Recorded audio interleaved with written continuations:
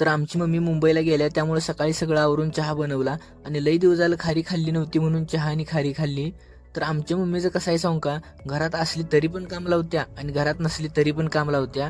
मग काय सकाळी सकाळी फोन करून म्हटली की दसऱ्याला येणार आहे, तोपर्यंत सगळ्या वाखळा धुवून ठेव, तुझ्या बाचा नोकर नाही, धुवून नाही तर ठेव, असं म्हणून फोन ठेवला आणि गपगुमानं वाखळा धुवून वाळत घातला. मग थोडी भूक लागली होती म्हणून सफरचंद आणि देशी केळं खाल्ली आणि मम्मी नव्हती त्यामुळे घरात काही करमेना म्हणून फार्म हाऊसवर जाऊन थोडा वेळ स्वरासोबत आणि सावकारांसोबत खेळलो. तासभर खेळल्यानंतर कुछ मीठा हो जाए असं म्हणून कॅडबरी खाल्ली. तेवढ्यात स्वरा म्हटली, अंकल मला पण व्हिडिओ मध्ये घ्या की. मग पेरू खाऊ वाटला म्हणून बागेत गेलो. आता मोती आणि रॉक्या माझ्या मागे कसे यायला लागलेत बघा. ते रॉक्याला आगाऊपणा करते बघा. व्हिडिओ चालू करून पेरू तोडायला गेलोय आणि मागे रॉक्यानं मोबाईल पाडला आणि मोबाईलला चाटायला लागलाय.